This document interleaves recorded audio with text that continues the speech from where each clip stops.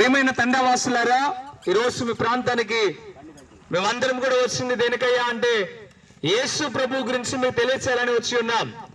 ఈరోజు ఈ ప్రాంతంలో యేసు ప్రభు రక్షణ ఏంటో, యేసు ప్రభు యొక్క గొప్పతనం ఏంటో, యేసు ప్రభు ఎవరో మీకు తెలియచేయాలని మీ ప్రాంతానికి వచ్చి ఉన్నాం. యేసు ప్రభు వారు గొప్ప దేవుడు. ఆయన మనల్ని రక్షించిన వాడు. మనల్ని రక్షించిన వాడు అనగానే మనం గుర్తుపెట్టుకోవాలి, ఎక్కడి నుండి రక్షించాడు అనేది చాలా అవసరం. ఎక్కడి నుండి రక్షించాడయ్యా అంటే పాపము నుండి మనల్ని రక్షించాడు. పాపము నుండి మనకు విడుదల దేవుడు కలుగు చేశాడు. ఈ దినమును మనం ఒకసారి ఆలోచించాలా, అర్థం చేసుకోవాలా.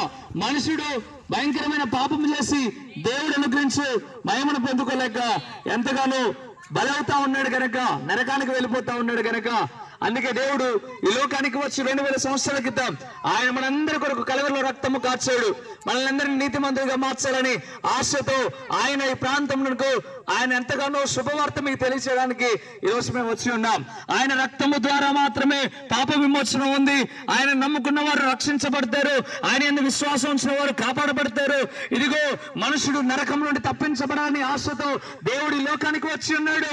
ఒకసారి గుర్తెరుగు సహోదరుడా, సహోదరి, యేసు ప్రభు వారు నిన్ను పిలుస్తూ ఉన్నాడు. ఇది నాన్న, ఎవరైతే తన యందు విశ్వాసం ఉంచి నమ్మకం ఉంచుతారో వారు రక్షించబడతారు. ఈ దినమున మీరు రక్షించబడాలని దేవుడు కోరుకుంటా ఉన్నాడు. తండావాసులారా, దేవుడు మిమ్మల్ని ప్రేమించాడు, అందుకే ఈ అవకాశం మీకు ఇస్తా ఉన్నాడు.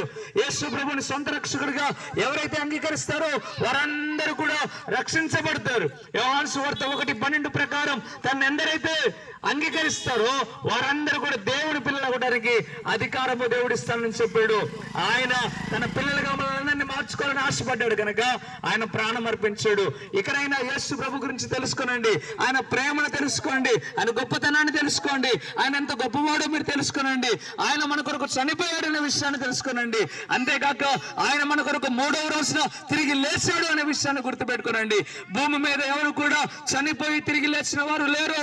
యేసు ప్రభు వారు తిరిగి లేచారు అంటే ఆయన మరణాన్ని గెలిచాడు అంటే ఆయన దేవుడు గనక ఆ రీతిగా ఉన్నాడు. అందుకే దేవుడు నిన్ను పిలుస్తా ఉన్నాడు.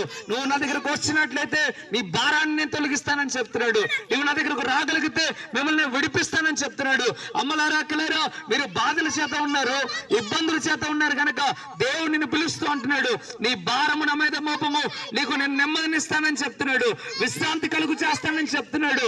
ఈరోజు అందుకే మీ ప్రాంతంలో పీటర్ బ్రదర్ గారు ఈరోజు మీ కొరకు మీటింగ్ ఏర్పాటు చేసి ఉన్నారు.